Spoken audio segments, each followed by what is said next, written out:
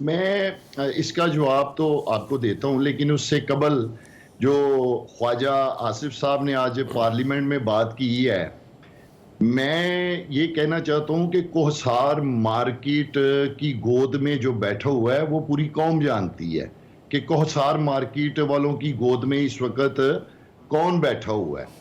اور جہاں تک تعلق ہے خواجہ آصف صاحب کا، تو ان کا تو ڈی این اے جو ہے وہ بے شرمی اور بے حیائی کا ڈی این اے ہے۔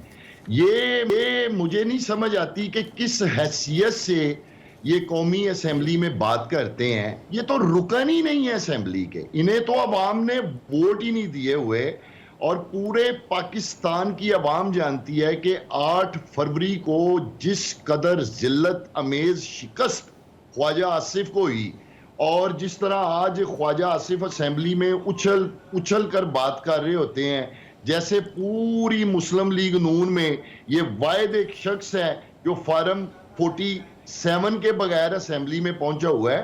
میں تو حیران ہوں کہ ایسے لوگوں کو پتہ نہیں کہاں سے ہمت اور حوصلہ مل جاتا ہے بات کرنے کا۔ عمر، سب سے پہلے میں آپ ہی سے گفتگو کا آغاز کر لیتا ہوں۔ تھوڑا ذرا گفتگو کرتے ہوئے الفاظ کے چناؤ کو تھوڑا مناسب رکھیے گا، کیونکہ 8 ستمبر کے جلسے کا ایک سرٹن امپیکٹ ہے۔ جلسہ بہرحال کامیاب تصور کیا جاتا ہے، مگر آپ سمجھتے ہیں کہ جلسے میں جو تقاریر ہوئی ہیں، خاص کر علی امین گنڈا پور صاحب نے جو خطاب کیا ہے، کیا اس سے پارٹی کو کافی نقصان پہنچا ہے؟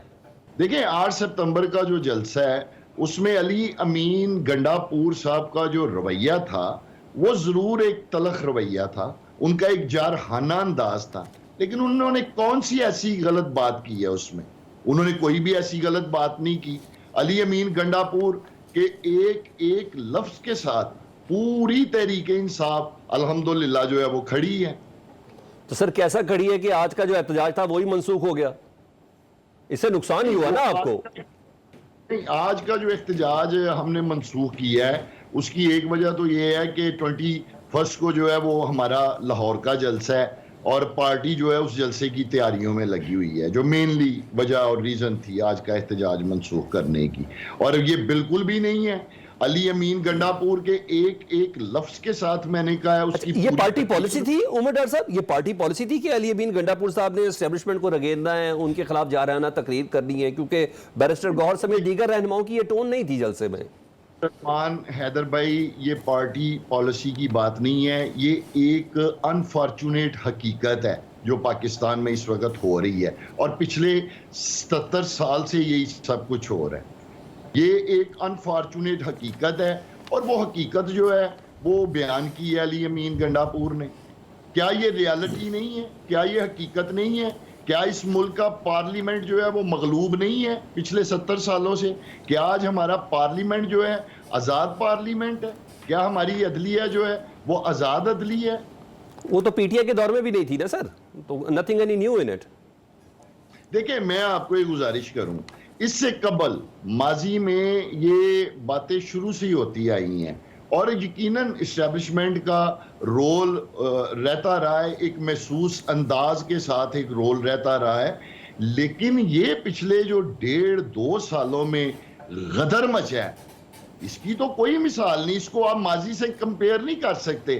ماضی میں آپ مجھے بتائیں کبھی پارلیمنٹ کے اندر جا کر، پارلیمنٹ جو تمام اداروں کا ایک سپریم فورم ہے اور تمام اداروں کی جو ایک مدر ہے، جس کی سیکیورٹی بھی اپنی ہے، کبھی پارلیمنٹ کے اندر جا کر اس کی لائٹیں سوئچ آف کر کے وہاں ویگو ڈالے پہنچ کر جو منتخب رکن اسمبلی ہیں، جس تضحیق کے ساتھ ان کو وہاں سے گھسیٹا گیا، پکڑا گیا، کیا ماضی میں اس کی کوئی مثال ملتی ہے؟ مگر پوری اسمبلی تو آپ لوگوں کے ساتھ ہے نا۔ عمر ڈار صاحب، کہیں نہ کہیں یہ تاثر مل رہا ہے کہ پاکستان تحریک انصاف نا 8 ستمبر کے بعد بالکل وہ 9 مئی والی پوزیشن پر آ کر کھڑی ہو گئی ہے، اور مذاکرات کے دروازے بھی تمام اب بند توڑ گئے، بلکہ جو امیدیں تھیں وہ دم توڑ گئی ہیں۔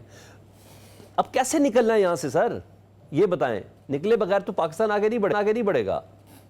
سلمان بھائی، اس کا تو میں بتاتا ہوں آپ کو، لیکن اس سے قبل ذرا میرے یہ جو بھائی صاحب ہیں مسلم لیگ نون والے، میں ان کی خدمت میں کچھ عرض کرنا چاہتا ہوں۔ ذیشان رفیق صاحب ہیں، منسٹر ہیں، وزیر بلدیات ہیں۔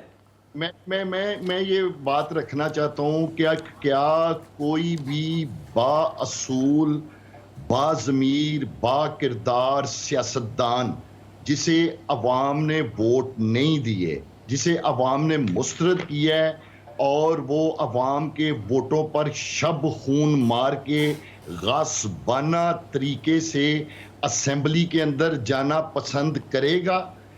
ऐसा अमल ख्वाजा आसिफ जैसे बेशरम और बेहया सियासतदान ही कर नहीं सर, सकते हैं। देखें ज़बान को उमर डार साहब, उमर डार साहब, ये मैं इनकी कहूंगा कि ये बेशरम है, इनको कैसा लगेगा?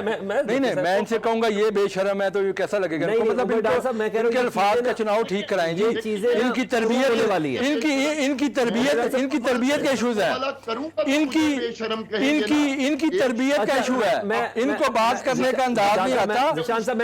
देखे ना, देखे मतलब आप इस तरह के मेहमान आप कहते हैं जिनको जुबान जिनकी ठीक नहीं है उनको क्या? एक सेकंड निशान भाई, कम से कम अल्फाज का चुनाव बेहतर करें, तनकीद करनी होती है, सुलझे तरीके से करें, कम से कम अपने आप को शो करें कि हमें कोई तहजीब आती है। पहली बात जो अगर नहीं भी है तो कम से कम शो जरूर करें। अच्छा ठीक है, लोगों को बेहयाई और पहली दफा हारे हैं, ये को पहली दफा हारे हैं हाजी आसिफ साहब से, हर इलेक्शन हारे हैं, आज तक काउंसलर नहीं बने, ये उसकी उन्होंने माजरत भी की नहीं, आज तक ये काउंसलर नहीं बने। मुझे बताएं, शर्म और हया वाली बात पे माजरत भी निशान पे मैं प्रोग्राम को आगे लेके चल बात कर रहे हैं। मैं तो ये 8 फरवरी के इलेक्शन की बात कर रहा हूँ। अच्छा, पुराना इनका सॉफ्टवेयर डिलीट हो गया, पुराना इनका सब डिलीट हो गया, इनको देखिए और उसके बूट चाट कर असेंबली पहुंचा था। अच्छा, ये किसके बूट चाट के बाहर आए हैं? पूछे इनसे, ये किसके बूट चाट के आए हैं? सर मैं उमर डार साहब सर प्लीज यार बूट कौन चाट रहा है? ये पूरी कौम इनसे पूछे, ये इनकी। अच्छा उमर डार साहब मेरे सवाल का जवाब, ये सियासी लोग है ही नहीं। उमर डार साहब और फिर बूट ये इस वक्त ये सारे के सारे इसी काम के लिए बैठे हुए हैं, ये इंतजार में बैठे हैं कि इनको मौका मिले बूट चाटें। साहब जरा प्लीज मैं प्लीज आप सर मैं ये प्रोग्राम का मजाज ही नहीं है, रियासत और अवाम है, अवामी सवाल है। मैं आपके पास आ रहा हूं ना, मैं अभी आपके पास अपनी बारी पे आए। उमर डार साहब मेरे सवाल का जवाब दे दें। मुज़ाकरात की उम्मीदें दम तोड़ गई हैं, कैसे चलना है अब आगे कैसे बढ़ना है सर? आप दोबारा 9 वाली पोजीशन पे आ गए हैं, तासुर ये है।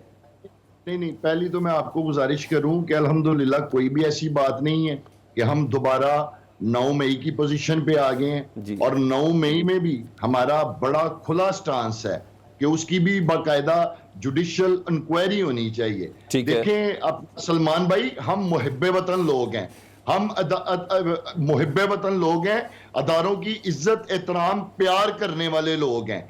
हमारा उस पर मुतालबा है कि उसका एक जुडिशियल कमीशन बना के बाकायदा उसकी इंक्वायरी होनी चाहिए। लेकिन अब ये तो नहीं होना चाहिए कि 1.5 साल गुजर चुका है, हम 9 मई को हम लोगों ने भुगता भी है, भुगत भी रहे हैं। चलें, ये एक अलहदा बात है कि मुल्क में इस वक्त जो है एक फार्म 47 की जमहूरियत जो है जाली जैसे भी वो बनाई हुई है, लेकिन ये तो नहीं हो सकता कि जो हमारा आईनी और जमहूरी एक इस्तेकाक है, जो हक है एहतजाज का, पुरअमन एहतजाज का, जलसों का, जुलूस का, कि अब उनसे हमें रोका जाए। अच्छा उमर डार साहब, क्या फॉरेन पॉलिसी बना सकता है सूबे का वजीर आला? ये तो तरीका कोई नहीं है ना। बिल्कुल मैं आपको गुजारिश करूं, जब इस हुकूमत की कोई क्रेडिबिलिटी नहीं है, पूरी असेंबली जो है वो फॉर्म 47 के मेंबरान से भरी पड़ी है। अभी आप बात कर रहे थे कि पार्लियामेंट पे इतना बड़ा हमला हुआ है, तो लीडर ऑफ द हाउस किधर है? और लीडर ऑफ द हाउस तो खुद फार्म 47 की पैदावार है। वो अगर हकीकी मैनों में लीडर ऑफ द हाउस होते तो वो हाउस में खड़े होकर इसकी पुरजोर मजम्मत करते।